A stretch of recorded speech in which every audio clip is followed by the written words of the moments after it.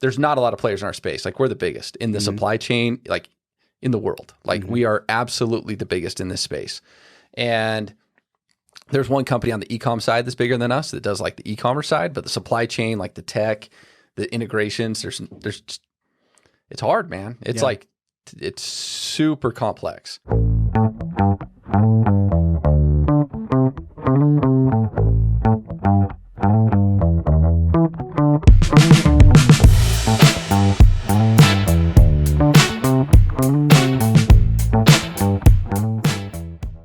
Hey, everybody. Thanks for tuning into another episode of the 435 podcast. We had Clint Reid on today.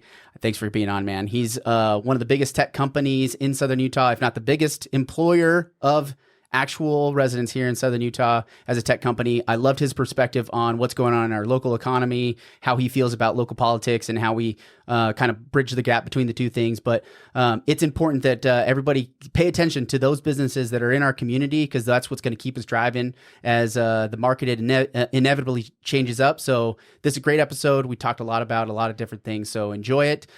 We got the election coming up November 21st. Your city local elections are there. We have a huge congressional seat on the ballot. We have a Libertarian, we have a Democrat, we have a Republican. Everybody's on the ballot, but on November 21st, you got to choose who your representative is in Congress. Make sure you get out the vote. Go to VoteSTG.com to find out more information about those candidates. I got everything there. Enjoy this episode. Thanks for tuning in. Like, subscribe, share with your friends. We'll see you guys. Hey everyone, the St. George election this year is incredibly important. Go to VoteSTG.com to see who's running and what they stand for, or visit us at our voter booth at Digby's Market, Red Rock Bicycles, or down in the park.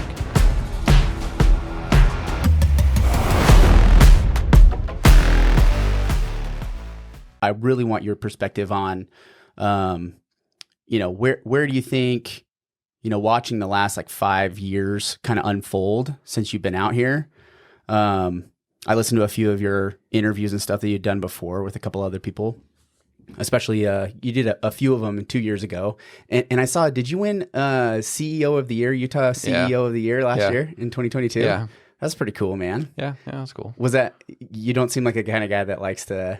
Yeah, I mean, it wasn't like, well, I mean, the CEO of the Year, you think that's like a singular thing, right? Give it to like 15 people or something that wins like CEO of the Year. So, no, but it's still cool. Yeah, I mean, went up in, Salt Lake and... what's hard about stuff like that is it can be very distracting, right? Not so much the publicity around it. It's the time. Like I got to go now up, and like I just love to run my business. I love to be like in the weeds. Yeah. And so though it was cool, it was like, honestly, it was cooler for my mom and my dad. That was awesome, right? Yeah. Like just to or see my wife, right? Like that's so recognition cool, of right? success. Yeah. And I'm just like, I just want to go build, going. right? So, yeah.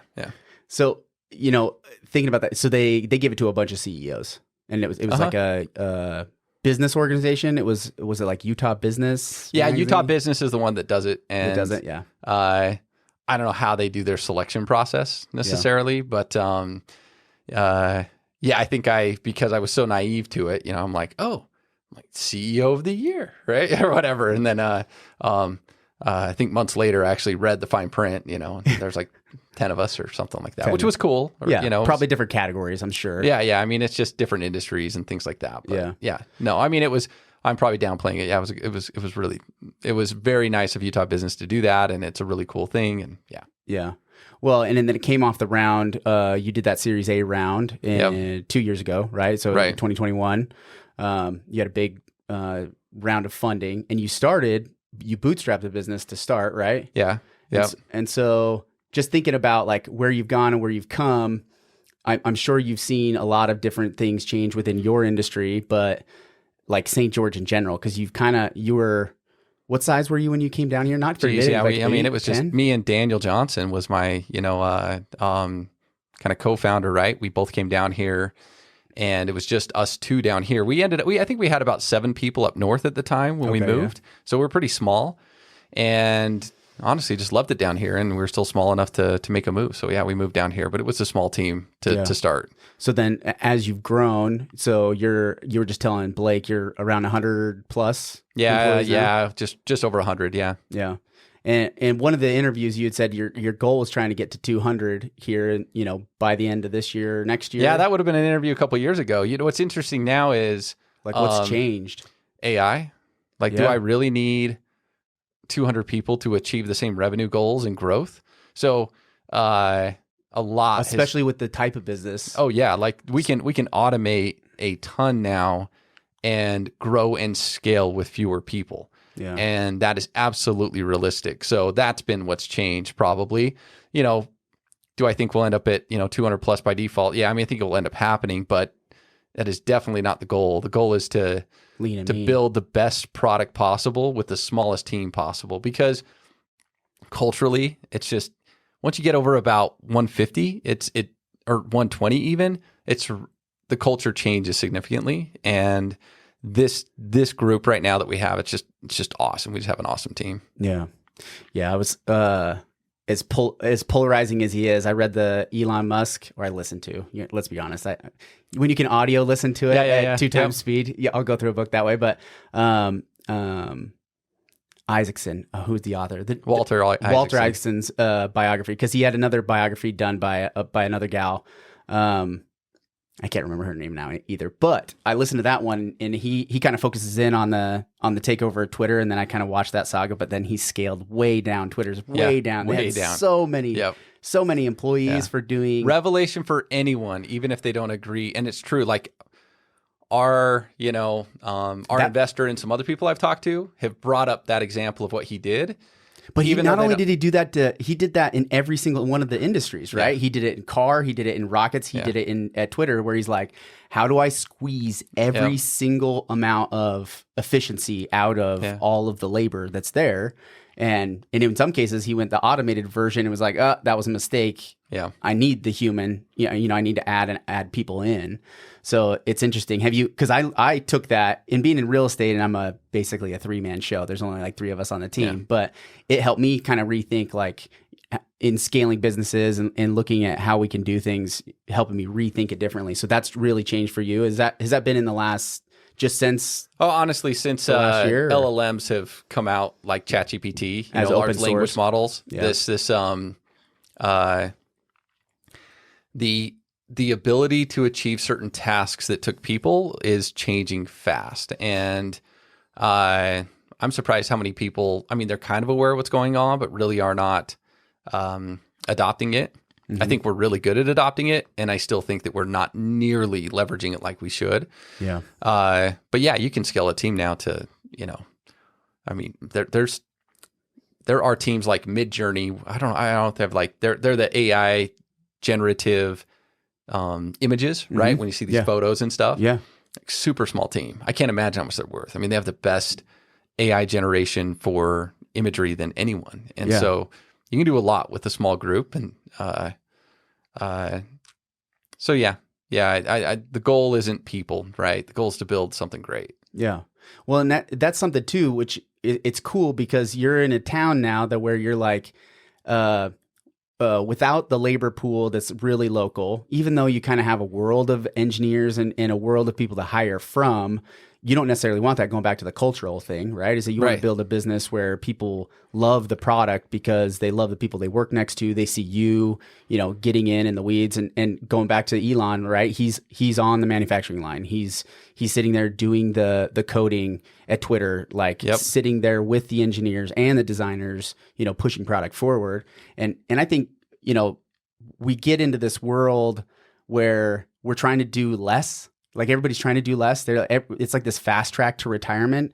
But if you're in the world of an entrepreneur, somebody who wants to build something, right? Where given the chance, you could probably just retire on the beach, but that's not the way you're wired, right? No way. And so much of the culture, you go hire people that don't have that same belief. It waters it down. It makes it difficult to scale.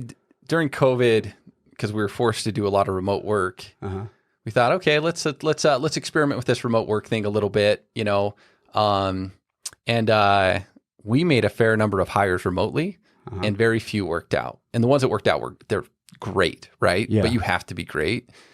Having that in-person group experience of people working hard together, I I do want Zonos to contribute to the community here, right? To me, but it's not just that. Like, I honestly think that I learned a lot of things when we did the remote, kind of testing experiment. Yep. There are great people in Southern Utah. Like, I don't need to go hire the guy from our industry that's sold enterprise and knows all this stuff. Like, I would rather, like, one of our best team members worked at Swig and would used to take our order there, and now he's like over our entire automation. Like, he runs the automation of our team. That's like awesome. He is like technical, super smart. So,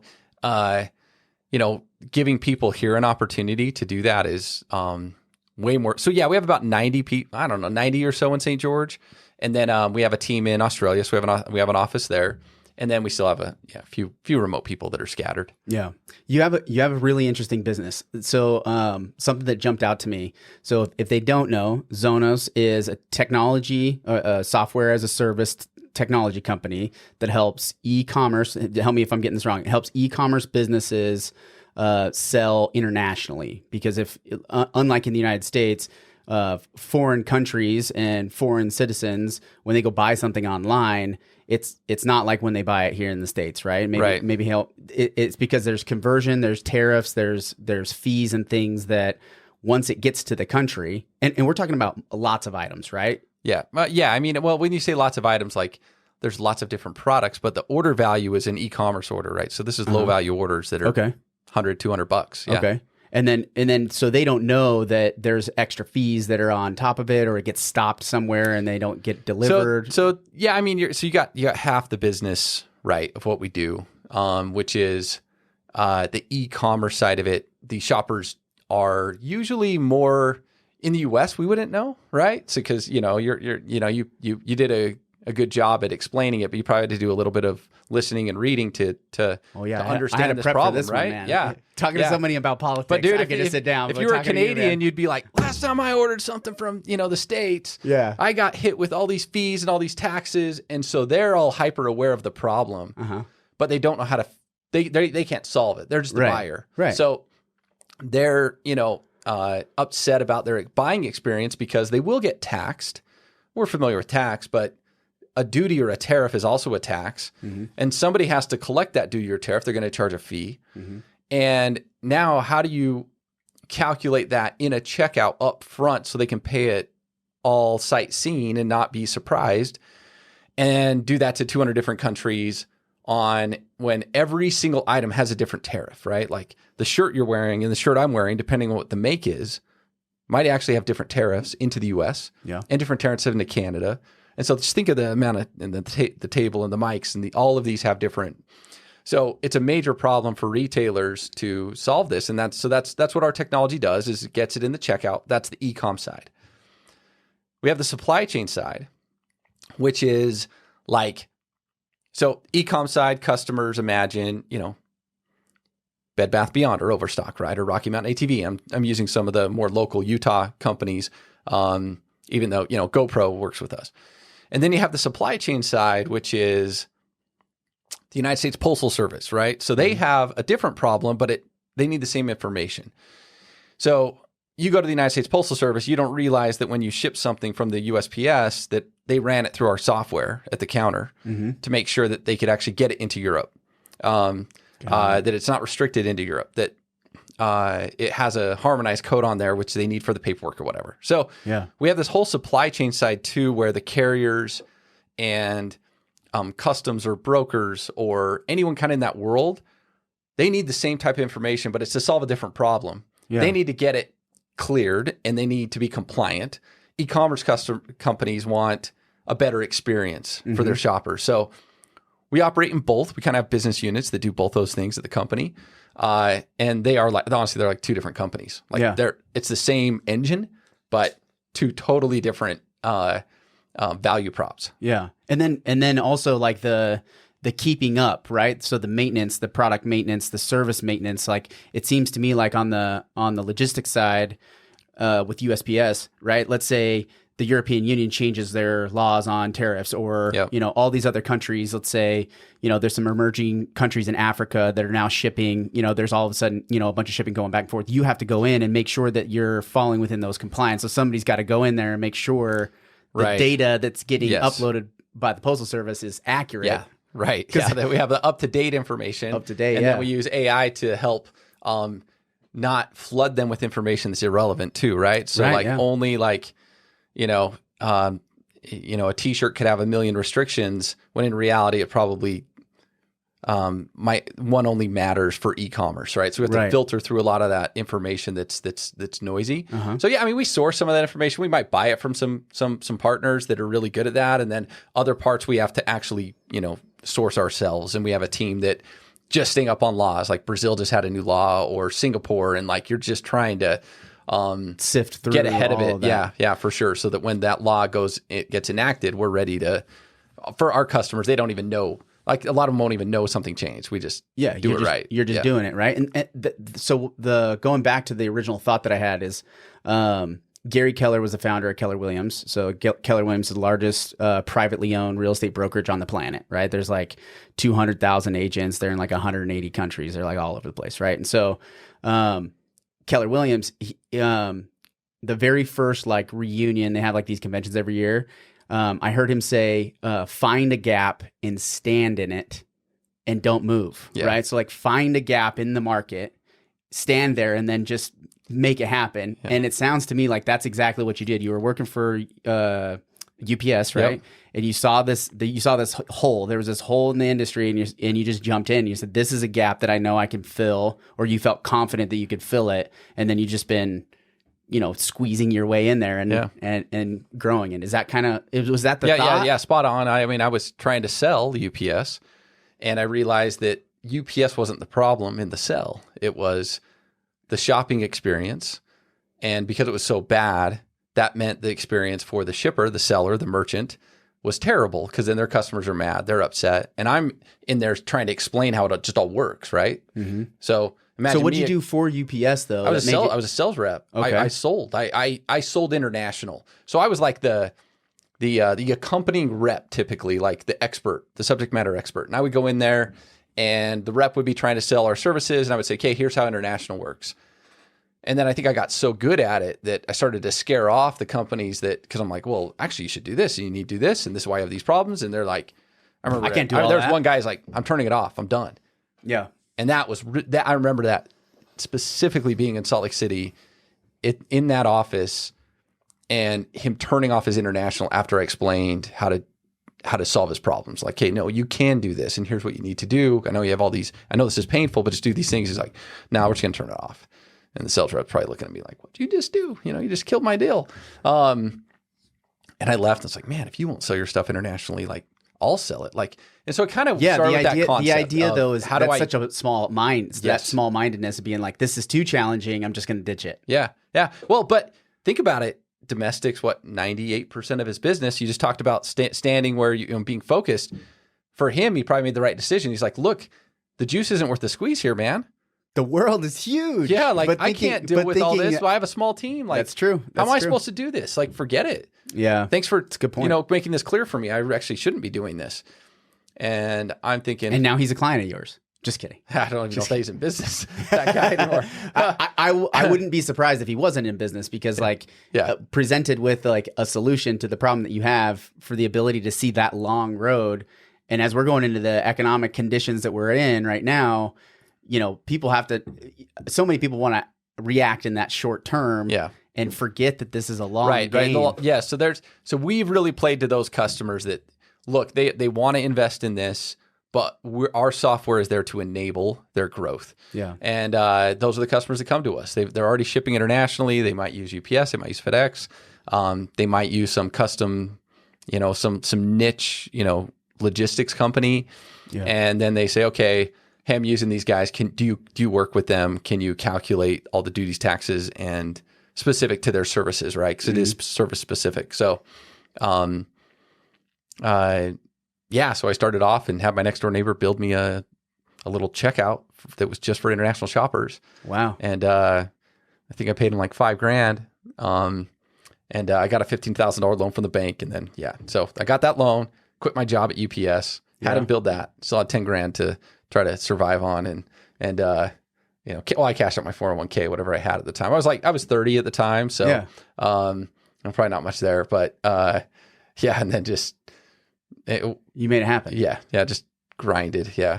So did you have any like coding experience? Was there any like as far as like the software side of things? Did you go and learn all that stuff yourself? Yeah. So I mean, I probably didn't know the difference between like Java and JavaScript, right? So it was just for me, it was I knew my next door neighbor did something with software. I didn't understand how it worked. And soon after he built it, I realized I better understand how this works because otherwise I'm toast. So I've done a lot of coding since. I still do a little bit here and there. I love the product side of it and the software side of it. But yeah, it was self-taught. So I mean, I built our entire billing system for one period of time, right? That was customers would go see our bills. Good thing that's gone now. I mean, our software engineers were probably like, this is bad. But you're like, I had to make it work. Yeah, but I just figured it out. And so today, I mean, I run the product team directly. All the product managers report to me. Mm-hmm. And it's my favorite side of the business is just building the product, solving these problems for our customers. And it's definitely changed a lot since then. But yeah, I bootstrapped because you said earlier we had a raise, but yeah, I bootstrapped for the first, over a decade, almost 12 years. And then, I mean, the market was pretty good back then. So did a little raise and don't need to raise again. So yeah, I mean, it was good timing and good for the team. What made you decide to raise? Just because there was so much VC money in a couple things. I mean, a couple things need to be true for that to happen. The most important is I needed the right partner. And I had talked to VCs before multiple times and just never felt comfortable with the partner. And then the other thing that needed to be true is they had to understand my vision and what I wanted to build, and be able to value the business appropriately based on that. And so, we went out there. Actually, I had a buddy that put out a little tweet out there that Austin Allred, he's the founder of Lambda School. Well, now Bloom Tech. Okay. And he just said, "Hey, I have a buddy that's doing a raise. Here's his metrics." He didn't say who I was. Said, "Send me an email." And dude, I got flooded. Like it was crazy.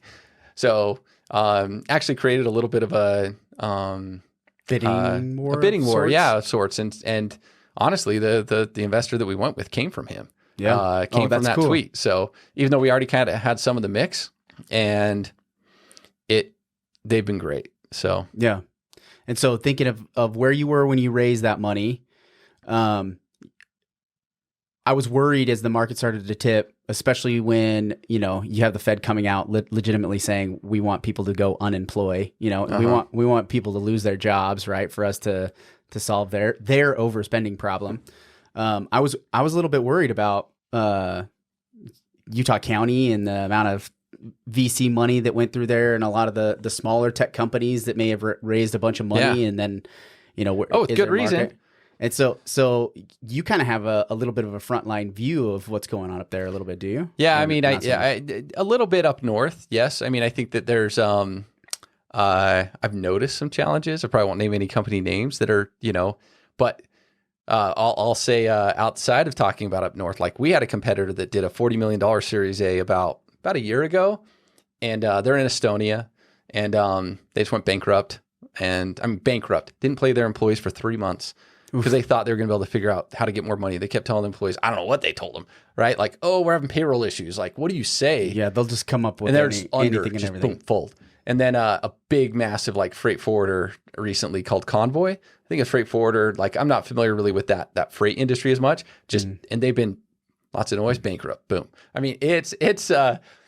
This is just recently. I talked to a company today that they probably got up to, and I talked to someone in the C-suite, they probably got up to a valuation of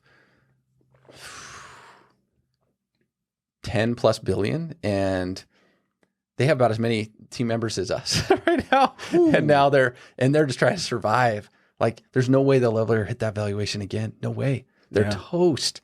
They're toast. Well, but thinking about, okay, did they were they storing cash away for a rainy day at all? Like, and this is my thought, was that, potentially during that time I'm sure there's a lot of tech companies that did no good for saving money and looking down the road a little while, but I can't imagine that there's not a significant portion of those that were, we need to store some of this money away. We don't necessarily have to spend it right now.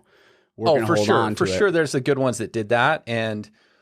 But right now you need at least 3 years, probably, 2 is probably, at least 2, but 3-4 years of runway, meaning you have enough cash in the bank to where if you don't grow, you don't run out of cash for 3 or 4 years. Like you'll probably, you're going to probably be fine. You'll grow out of that. You'll figure that out. Yeah. But a lot of companies are in the 5 to 12 month runway, and you can't go raise because your valuation was so high. Let's say it was at company valued at 10 billion. If they went to go raise today, they'd be lucky to be valued at maybe 400 million, lucky. That all the investors there then take a major cut in their, investment. And so it's messy. Yeah. So interest rates have had a huge impact on this. And I mean, stock market right now struggling, again, it seemed like it was maybe recovering a little bit, but it's, and when the public markets struggle, the private markets also do. Mm-hmm. So, if you want to go raise, you're in the private market, those investors are looking at the public market, say, what's happening? Okay, here's how we're going to value you. Mm-hmm. And you really don't want to be in a position right now where you have to raise. Like if you're going to raise, it should be because you don't need to. And there's something so special about you that, that these investors are willing to pay a premium. Yeah. Well, and then even thinking beyond, what is their value right now is, are they providing a service that's going to still exist considering AI and how it's really disrupted a lot of things, right? Oh yeah, look like Stack Overflow. I don't know if you're familiar with Stack Overflow. They do, that's where the developers would go to learn how to solve a problem in code, right? They would read a little post about, okay, I'm having trouble in Java doing this. They would Google it. They go to Stack Overflow and read how to solve the problem. Well, now you just ask the LLM. Yeah. Stack Overflow, it's just been tanking. Yeah. So there's a lot of companies out there that just, their service no longer really is a service. If you're in an information only business, you should be worried because information is going to be cheap or free. And we focus more on because we do a lot of information stuff, but it's the rail, we do a lot of the rail stuff. We're moving money. We're helping, move money to customs and to brokers. But if all we did was information, dude, one day you'll just ask the LLM, what's the HS code for that shirt? And it'll tell you, right? So where's our value prop there, right? That's not really what those kind of products for us are lost leaders. But some companies, that's all they got. And they're going to be a lot of trouble if they can't figure it out, how to pivot. Well, yeah, and that's funny you said that because the first thing I thought of, this probably would have been March. I think I posted something about this, but I said the value of what you know is basically half of what it was 6 months before that, right? What you know isn't going to matter as much as it really had very little to matter today, right? Even or I guess a year ago, what you know versus who you know. That idea is what you know is even worth even less now. So that these specialty things of, how competent we are in one given field or another, those values are going down, right? And so when we have this information at our fingertips, times, on a 10x magnitude, how do we continue to drive through an economic condition like that? Which I think with the amount of tech startups that we went through over the last 15 years, when venture capital was good, when interest rates were low, we had a lot of free-flowing capital to create those types of businesses. I think that's going to give us a competitive advantage worldwide for that. But at the same time, the value of those companies aren't going to be worth, nearly as much as they would have been now that AI has kind of disrupted that whole thing. Yeah. Yeah. I mean, you'll have the value if you can build something that's solving a problem for your customers. But if AI can solve that without you, it will. And it's going to learn how to do it on its own. It's not going to take that much effort for somebody to say, hey, I'm going to just create this on my own and plug it into my existing operation. Yeah. So, and that's what I thought kind of when I was listening to what you've done and what you do. Why didn't PayPal or Amazon just plug that into their own systems? Why wouldn't they just create that on their own? It is. Don't underestimate the inability for big companies to build something that valuable. Like don't overestimate, better said. Like they do not have the team or the expertise really to do this kind of niche stuff, right? Mm-hmm. And they have other focuses as well. I mean, when I started this, it's like, well, do you know how many times UPS tried to build this? No joke. Like right after I left, they started something and tried to build it. They gave up. So they partnered with us. Then they bought one of our competitors. Okay. So UPS buys a competitor, runs it for like 5 years, shuts it down, totally shuts down the tech and gives us all the customers.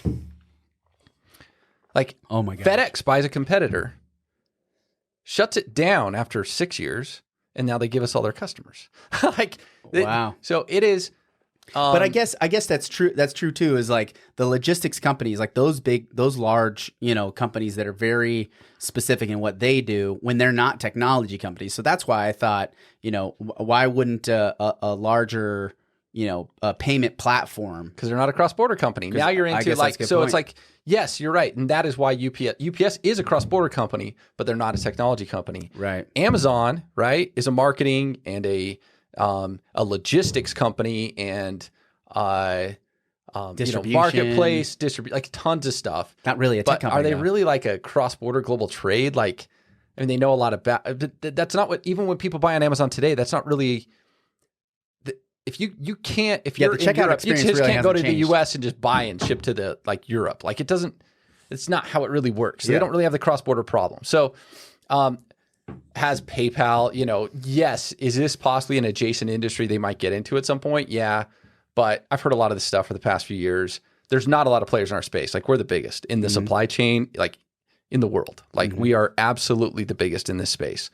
And there's one company on the e-com side that's bigger than us that does like the e-commerce side, but the supply chain, like the tech, the integrations, there's it's hard, man. It's like, it's super complex. Well, I'm glad you're in Southern Utah, man. I think it's cool that you have a business like this here because I think it leads the way for, young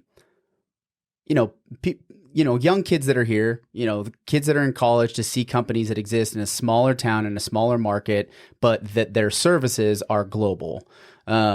A couple episodes ago, I had Rick Atkin on, and we talked about specifically this because one of the biggest reasons I wanted to have you here was to talk about the economic side because we talk a lot about politics and how the government can impact a couple of the big key issues that we have, affordable housing being one, but on the economic side, right? There's only a few ways to solve a housing problem. And when you talk about what's the affordability of a house, there's only three functions. There's the interest rate, which we have no control over. There's the median price of the house, which is a subject to the free market, right? Because we have people buying houses all over the place. But then the wage that somebody has, those are the three, big fat levers that we have to pull when it comes to affordability. And the only thing that we can control, in my mind, is hopefully building supply, right? It's like a free market to help add supply will help, ease the demand so that pricing doesn't necessarily go up, but we're never going to build our way out of this problem.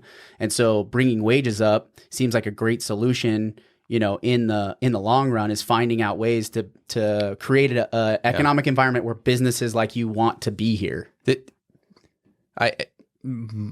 Most people, and I do think especially down in Southern Utah right now, we are starting to get some growth in tech. They have no idea how much more impactful a tech job is than another job. Yeah. And wage, where the revenue comes from, right? Like think about Zonos, and I'll give you a parallel because I just bought an e-commerce company, okay?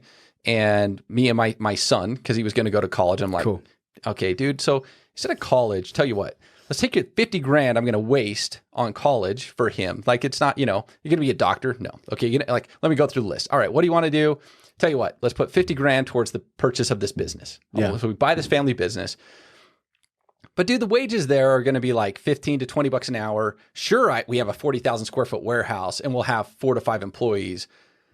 But the impact of that revenue, and that's a good business in St. George, is nothing compared to what Zonos is doing, right? So the revenue from Zonos is coming from shoppers that are outside the United States. It's all revenue that's like export revenue, right?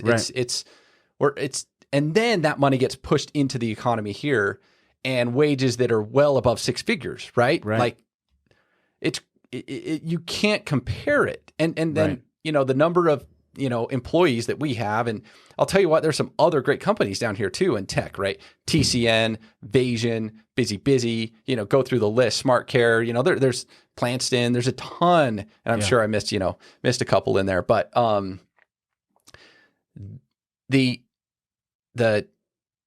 it's too bad because I don't think that the city has fully realizes how important it is.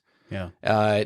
They see when you say the city, do you think are you talking about like the general like Joe on the street, or do you think is it like administrators? Yeah, but that's probably like, not who I was talking about. But I do think that's true. They probably don't understand how important it is. Who really needs to understand how important it is the city council. Well, is it the city council, or is it it's the people behind like the operators? Some of it, but I think a lot of the operators I think they kind of get it, right? Like it's probably still true there. And I think some of the city council gets it, but I think they kind of want to get it, right? It's not like they're anyone, I think, on the city council as opposed to the tech companies. I don't think that's true. I think yesterday, and this episode is going to air on Halloween, by the way, so happy Halloween. Oh, yeah. Hey, I got a bunch of costumes, man, because that was the business we bought. It's a Halloween costume. Nice, way to go. Yeah. I was actually thinking about that. If you want to go buy costumes, there's not very many options online. There really isn't. Dude, it's so weird that it's... I have so our warehouse, we have, I don't know how many, probably 400,000 costumes, dude. Whoa! It's crazy.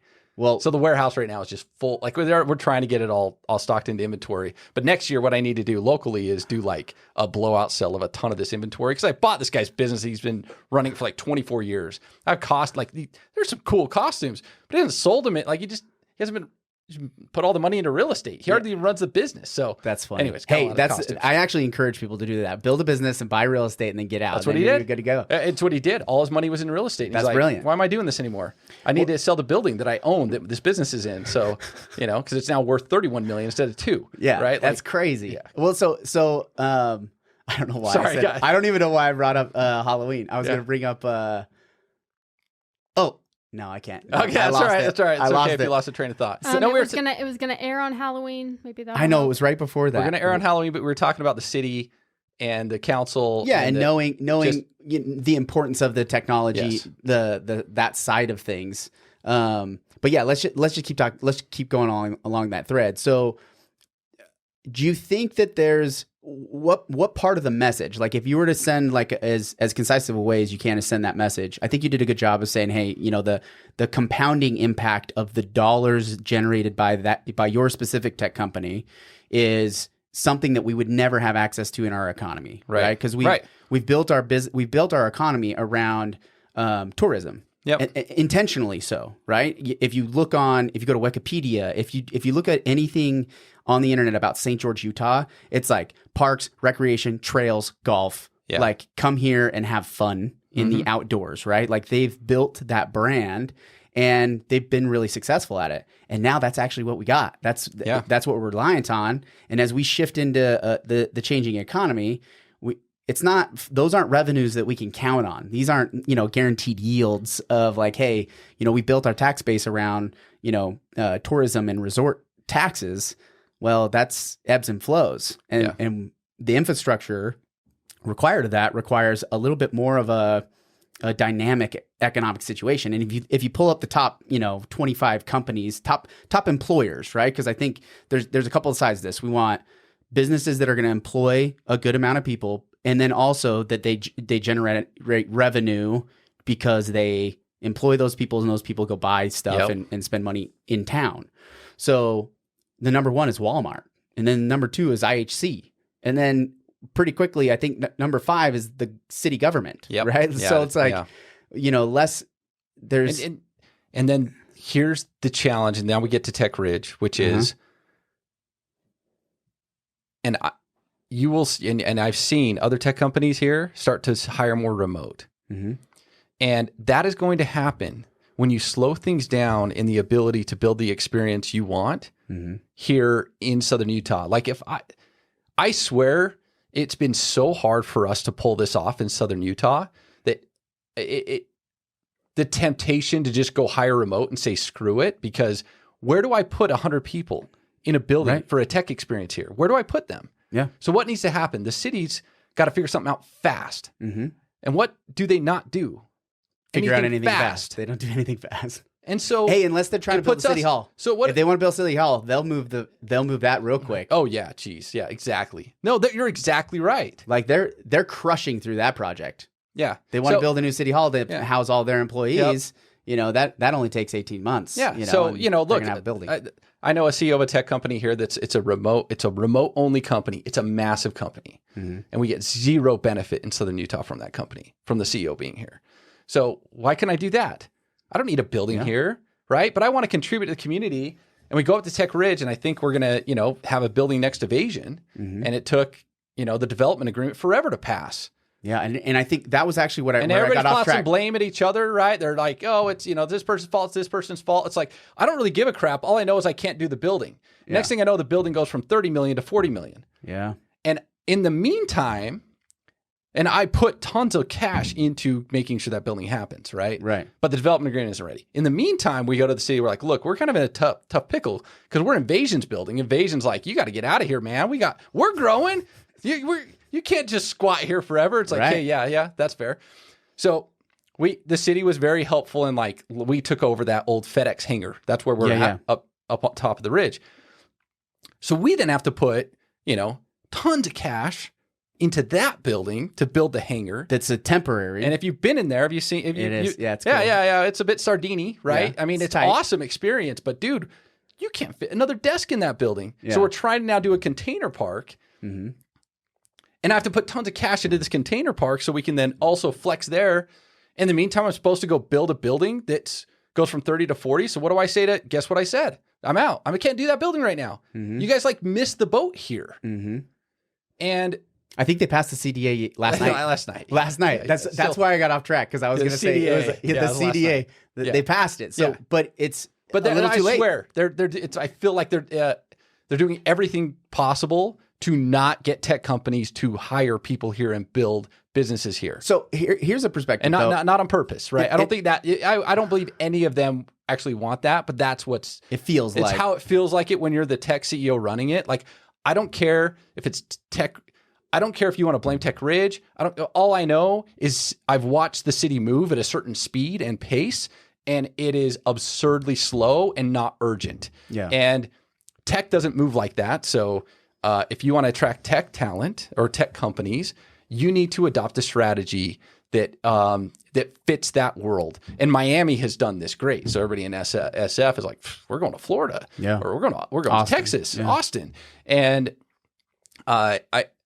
And we do have an opportunity to do that here. Tech Ridge is something special. Mm-hmm. And if it was, and everybody, by the way, the CDA, they all voted for it, right? Yeah. So that was Unanimous good. Like, decision, I think it's not like, again, I don't think anyone there is in the city, on the city council is purposely trying to cause it hard to start a tech company here. But if you just heard my story of lost opportunity due to time and money, and money, I'm whose fault is it, right? Like, it's not my fault. Like, we're ready to go. So, it's got to figure it out.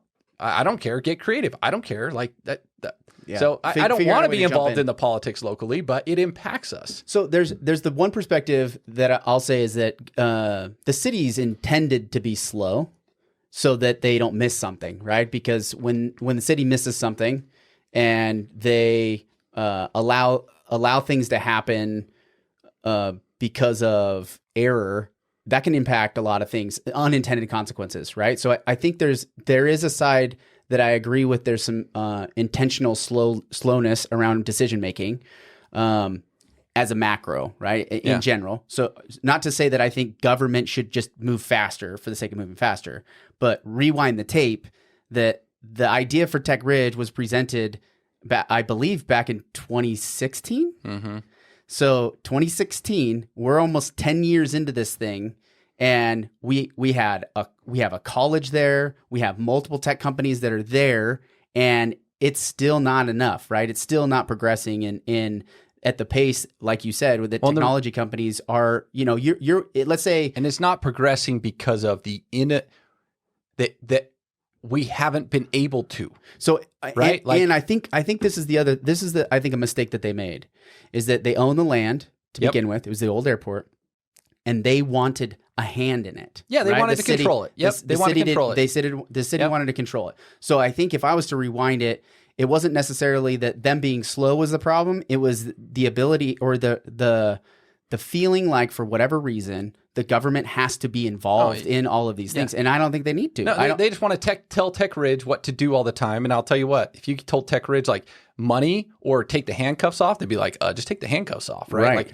I don't care about the CDA, but what you do is you make me put in the infrastructure, you make me do all this, you make these rules. I have to have this much of this much of this. Yeah. And the amount of control that they're trying to exercise over Tech Ridge, you end up with slowness, right? Mm-hmm. You bring up the word zipline, like, hey, zipline would be cool, but oh no, that's like, this is just too much. And like, oh, come on. Like the stupidest stuff that, just like, let us build. Like the best places in the world know how to build. Yeah. And I don't hear that enough from, the city council. You hear fear around growth and not optimism around building, right? I'm not saying go and like recruit a bunch of people to live here. That's no. You don't need to go advertise, move to St. George. That's going to happen anyway. Yeah. So you better embrace the fact that people are going to come here and accept it and build. But we got to create the environment that attracts the people that we want to move here, right? We want to bring people here because they're going to come anyway. But having just 50% of the community be retirees, which is that's never going to stop. Like that ability, just because of our location on the earth, right? Yes. Because it's warmer weather. As you get old, it's painful in humid areas. Like, there's a reason why older people stay out of the cold and they go to the warm, dry areas. And that's what we have here. And so we're always going to have that. But those aren't positive impacts on the economy. Those are drains on the economy. All the more reason to build. All the more reason. Because they're going to buy anyway. To build. They're coming anyway. So it's building building out parts of our city that are going to be economic drivers, right? And in these businesses. So that's where I can't help but think, how can we release the shackles on Tech Ridge if there's any left? Because now that the CDA is done, I don't know what else is left, but that maybe that's a conversation for Isaac. No, I mean, I think it's kind of done. But yes, it's moved in like this. I think the school district has to vote and some other stuff, but so I think it might be done in a few weeks. But and you were talking about economics, just one of my favorite books is Basic Economics by Thomas Sowell. Like I love the book, and we're in a conservative town. Most of the people are, pretty conservative down here, including, I would say, the vast majority of people probably on the city council, but probably don't embrace a lot of the principles that are inside of Basic Economics. And I hear a lot of the same things from our elected officials as I hear the city council in San Francisco talk. And it seems so counterintuitive. Like, no. These are two totally different sides of the spectrum. Totally. They say things like smart growth. How do we slow the growth? We're so worried about the growth. This is all, dude, we've seen this play out in San Francisco. And now nobody can afford a home because they didn't build. And, it's like, or nobody we're worried wants to live about there high density. Like, we're worried about high density. Like, it's all the same stuff, man. Yeah. And it's just, it's comical to me. And you read Basic Economics and it's like, let the market drive the need, right? So, if we need to build, and then they complain about water or something, and we don't do, high density housing, like the best thing for water ever, right? Grandparents are upset that their kids can't live here anymore because they can't afford it, but then they don't want the apartments down the street. Like, dude, it's like, come on, like so yeah, that part gets but gets a little frustrating. Yeah. And I think it's the funny thing is because as I've had more and more of these conversations, right? That's a legitimate issue. We have a legitimate issue with water. For sure. And I was talking to a couple people. I went to the Housing Action Coalition forum, and it was a little painful for me to sit there and go through a lot of the conversations that you just hear happen all the time, right? It seems like we kind of just recycle out a lot of the same, educational snippets, right? Like, hey, these things are important. There's this human element to it that we have to take into account. Like, this is who it's impacting. And then, these are the solutions. These are the things that we can do about it. But then it's like, well, where's the action, right? And so when I look at that, water is going to always be a lever of growth, because at a certain point, we can only use what we got. And there's a value to, if we treat the water that we have, the cost of that water becomes, really a massive jump, right? It's almost like its own little tax, right? Yeah. And so, but then you have to build water infrastructure to be able to treat that water, right? Yep. And then we're dealing with a lot of factors that are outside of our control, with the Colorado River Basin Compact, right? With having Lake Powell Pipeline being our solution. So, there's some creativity and some solutions that need to happen on that side of things. And I'm actually super confident in the people who are running that side of things, that they can execute on those.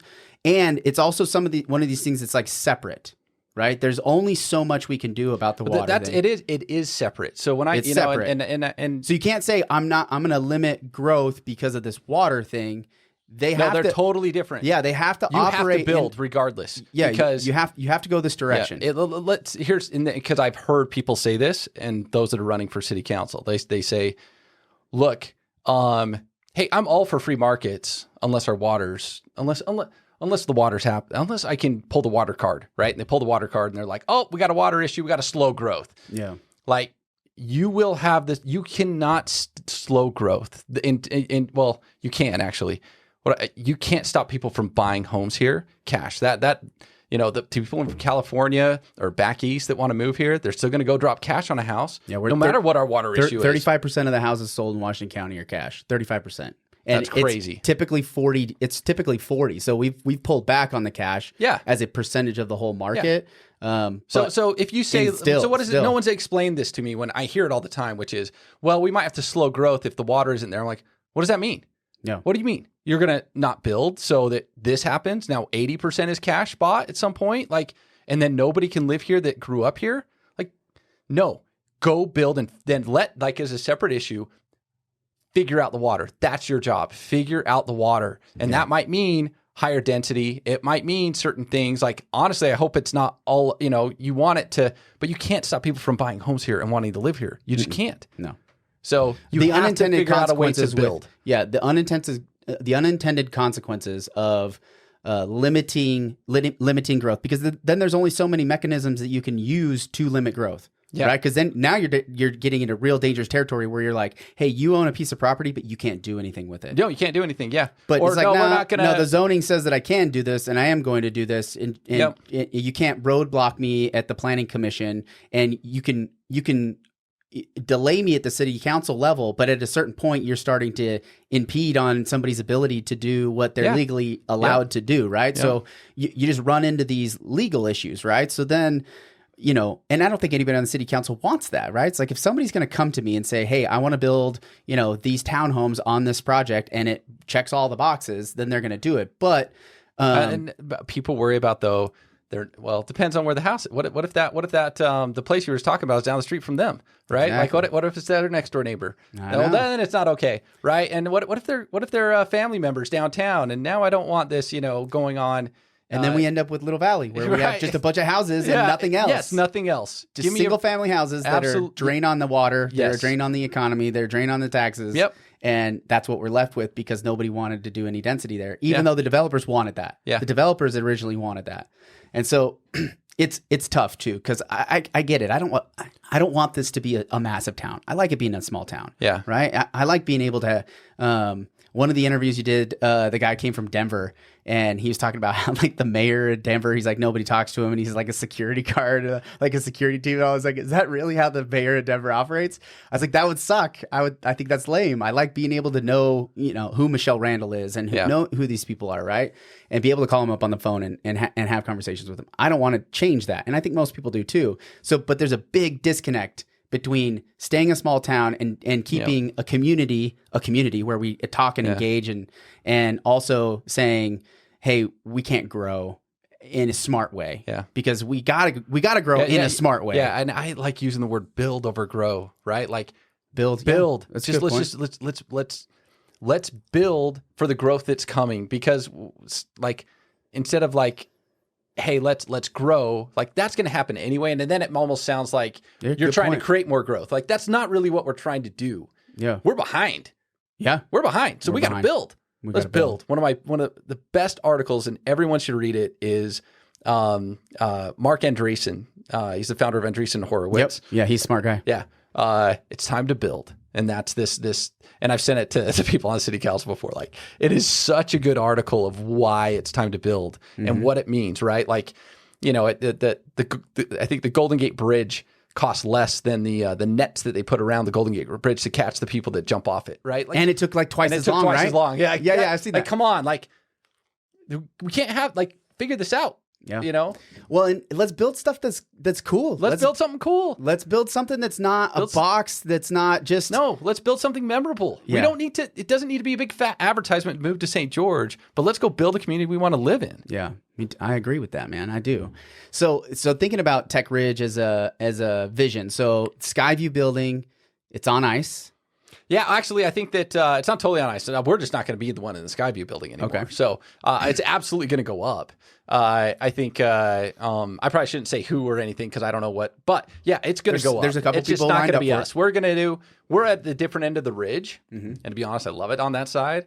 So our long-term plans it's the laid back side of the ridge. Yeah. Our long-term plans are going to be where we're at. Yeah. So what do you think about outside of building jobs and job growth and things like that? What else do you think, as far as the community goes, where do you think that there's some challenges? Because it seems like you're invested in Southern Utah. I'm really passionate about energy and how we can create energy jobs and some self-sustaining stuff. That there's businesses here that operate here that provide services here, right? I really, I like a lot of that stuff. What do you see, or what would you like to see differently happen if you're looking the long game? Like, have you thought about anything like that? And you're asking more about like, I just want to make sure that I understand the question. Two, I'm even qualified to answer it. But I mean, we literally can talk about anything. Because, nobody's telling us we can't. Right. But like we could but dream like a little the types bit. of jobs or something that or the type of economy that I don't know. I will say I know my space, right? Tech. I know what we're dealing with. Tech Ridge, the city, like I know those kind of things. Do I have a lot of opinions on renewable energy and what to do in Southern Utah? I probably don't know enough, right? I mean, other than we have a Tesla. Like my wife loves her Tesla. Like I love it. Like it's awesome. But I don't know if I have a good answer for you there. Yeah. Well, so you said your son, he's starting an e-commerce business, right? Right. Yeah, we bought it. He's taking it over. Yeah. Cool. And then do you have other kids?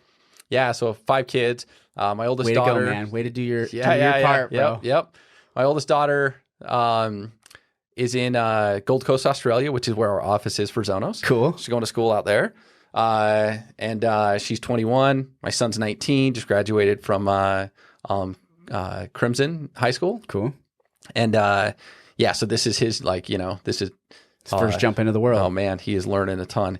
And then the rest of my kids are in school. So he's my only boy. I have a senior that's a daughter, and then a 12-year-old daughter and a 7-year-old little girl. Oh, nice, man. So you got a good little range. Yeah. I got a 7-year-old, second grade. Yeah, it's so fun. It's so cool, dude. I love it. So thinking about like them long term, do you think they'll like kind of fall into your footsteps? Not all of them. Maybe. I mean, I think that like my son, it's like, hey, he'd love to probably, work at Zonos or something. And it's like, dude, this isn't a family business anymore, man. I started this when you were like, 3. So, this was an opportunity to kind of create that family business for them to learn, right? With this e-commerce company. And, but he's wanted to be an entrepreneur and do something. And he's very capable. I mean, he's just a super solid kid, but man, I look at my girls and I'm like, oh man, you guys would be scary good at this. Like, so influential and like smart and like they're, so we'll see what they, that's cool. Direction they want to go. But yeah, they've all of them. Maybe my oldest remember seeing me at Christmas time in my Browns. What that means is my UPS outfit. Yeah, right. Because I would have to actually, even though I was a sales guy, I have to go deliver packages in my car and wear a brown outfit like during Christmas and Everybody's doing it. Yeah, so Christmas Eve, holiday, I'd always be out in the package, in the snow. That's pretty cool, though. Yeah. It was cool that UPS did it. I hated it, It was an awesome learning experience. Well, it's good that they saw you doing that. Yeah. Right? Yeah, they saw me do it. Saw you doing the work. Yep. I've been driving that home with my boys because I have 3 boys, but they're all 7 and under. Yeah. And it's like getting them to understand like what work is. Oh, like, yeah. Hey, work isn't what you think it is, right? Like there's and luckily my kids too. The 10 years, like Zonos is not like an overnight success. It looks like an overnight success story if you look at it, but that's not what it was. Like, dude, I didn't buy a house until like 2 years ago, like 2.5 years ago. I was renting. And so you had a bad real estate agent, man. You had bad advice from a real estate agent. Yeah, you could have got me a loan, man, with being an owner of a business. That's not easy. That's true. Getting a loan. It was getting the financing was I lost my first house, and then I had that on my record, right? Because we had to foreclose on that thing because I just started the business. I thought I was gonna go a lot better at the beginning, but that's so the kids saw the pain, man. man. They saw us go through the. It's good to hear the pain. My 7-year-old though, she'll just be like, "Oh yeah, it was always this good." It's why doesn't everybody's car just drive themselves? Yeah, exactly. She's not gonna know anything different. Yeah, I gotta figure that out. So well, that's cool, man. Well, hey, I think we could talk about a bunch of other stuff, but I want to say congratulations on the success that you've had. I'm excited for what you're gonna do next. That's kind of what my thought is to kind of leave us with is where do you see Zonos going? 5-10 years from now. Yeah, something that you do not see tech founders stay with their companies typically longer than the 5 to 7 years, right? They sell. That is not what I want with this, right? And my team knows that. Like, I am not, like you said, I could sell this probably and go do something else. Like, I want to build something meaningful that is generational and lasts, and I want to do it here. So what you said earlier is like sit and stay put. Like, dude, I want to sit with this thing and stay put and build something great. Mm-hmm. And building great things takes a long time and it takes a lot of patience. But I'll tell you what, like one of our core values at Zonos is never give up, never surrender. Right? Yeah. And that's kind of how I am with Zonos, right? Like I love it. I love the team. I love where we're at right now. And so yeah, what I see is us for sure over the next 5 years having we already, I don't know, actually, we might have the most, as for a tech company, we might have the most employees in Southern Utah, right? I mean, Bayesian's right around there. I mean, Bayesian is a bigger company actually, so they're bigger, but in Southern Utah, dude, we're just going to keep hiring here, right? Yeah. This is where I'm building it. Mm-hmm. And so yeah, I mean, my recruits they're all in elementary school, middle school, and high school, right? So yeah. Thanks to the tech high school, now you're going to have a empowered, smart a pool to draw from. Yeah. So for sure, I am really bullish on Zonos. I mean, we're just in a good spot. Yeah. And though my goal isn't people, if you build something great, then that happens, and that means that there's great opportunity for people here in Southern Utah to work. I think. Do you have some ideas of like different branches of like where you can stand in new gaps? Have you identified some new gaps and things like that you can? Yeah. Stand So in? we're right now moving more into like I was talking about the e-commerce side. We have kind of the supply chain side. So those gaps that we're going to fill are in the logistics industry, whether it's collecting duties and taxes, in another country upon delivery, right? Which is a terrible experience, but someone's got to figure that out, like us doing things like that. So we're just now starting to build out more products. And we haven't done that for a really long time. We just deployed a new product just this last week. Cool. Pretty, for that collection mechanism I was just talking about. So yeah, there's and then there's a lot on the e-com side too that's super exciting that we're going to get more into. We just completely revamped our checkout, for international shoppers, and it'll be exciting. Cool, man. I had read an employee something had said about Zonos, and it was like, great company, whatever, blah blah blah. They say all the nice things, and they're like, but this is the hardest thing I've ever had to learn. Right? I've never had anyone come work at Zonos and said, well, yeah, this is complex, but you have no idea what it was like when I worked at this place. Like nobody. Yeah. It is by far. This is So many moving parts. so many things. Yeah. So that in itself is just, you're coming up with new challenges. You're coming up with new, you're having to bob and weave as you're growing so much. Global trade is as old as the Silk Road, man. It's like, I know, that's what I'm thinking. So many things. It's just like, it is so, people are still dealing with paper and cash. When something comes into the United States and it's over $800, right? Then there's duty and tax, import tariffs and duty. Oh wait, this brought up a whole nother question. We could keep rolling. So USPS, I got an idea. Yeah. They only collect cash at your door. So they'll a USPS driver knocks on the door. It's like, you owe me $50 cash, buddy. They don't have a way to do it any other way. This is the world that we're living in. Oh my gosh. So so this is because I was listening to any conservative radio right now. They talk about how we're going to this cashless society and this digital currency and how it's going to be the end of the world. And you got to go put your money into gold because there's this Birch Gold. I don't know if you've heard any conservative radio, but they're everybody's always advertised or whatever. They're pitching it hardcore. If you're a conservative listening, politics on that side of things, which to me it's the worst advice you could be getting is from somebody that's a political commentary person. Them giving you financial advice is a horrible person to be getting financial advice from, but that's who they're selling, who's using to sell it. But so going down the digital currency route, I think there's a lot of challenges and some clear worries about going that route. What do you think about the digital currency side of things? I think that there are a ton of advantages, but I have yet to see how, other than people turning it into investment for themselves, right? You can invest in Bitcoin, you invest in all these coins. Dude, nobody uses them to trade. Right. So I still don't see how you get over that hurdle. You can't do Bitcoin transactionally at scale. You can't do it at scale. And they've I proven that they can't do it at scale. Right. But I love the concept, and I do think that there's potential for it to, for people to build out something that does scale in that space.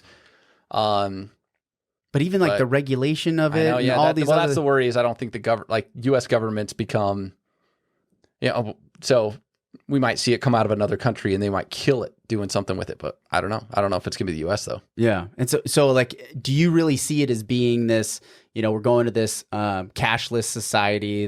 Do you see a lot of reality being a guy on kind of the front end of the technology, and especially not in my this lifetime? Trade? You don't think so? Maybe. I think so too. I think it's a lot of hype and fear. No, I do. I think I don't see it. I don't see it in my lifetime. I mean, because at a certain point, we're digital. I rarely hold dollars, right? I'm not holding a lot of cash in my pocket on a regular basis. When I get paid, it's digital numbers, from one account to another. However, the fundamental currency itself, right? There's still access to that.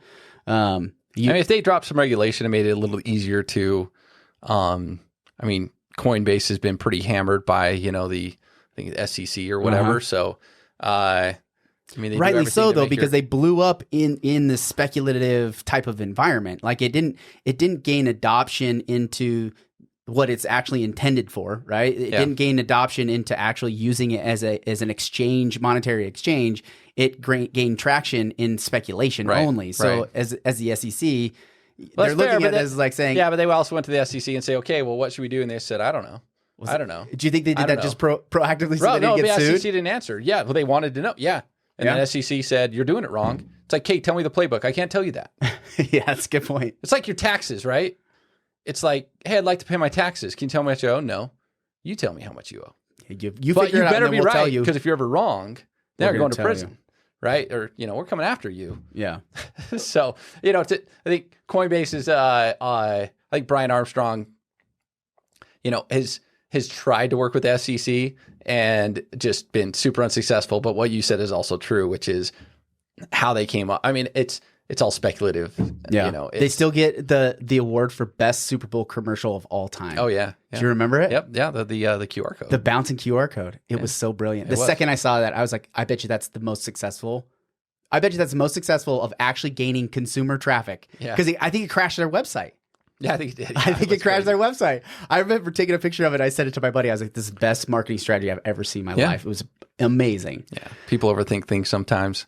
And that was one they didn't overthink. The crypto thing isn't the best one to land on, digital currency, but I did want your opinion on it. I was like, am I seeing this the same way? I think there's a lot of just fear and fear mongering around this idea, and then it gets blown out of proportion because it fits a narrative. It fits this narrative of like government control and how they're gonna come knock on your door and take your guns. It fits into all these pieces, right? It fits into this control piece.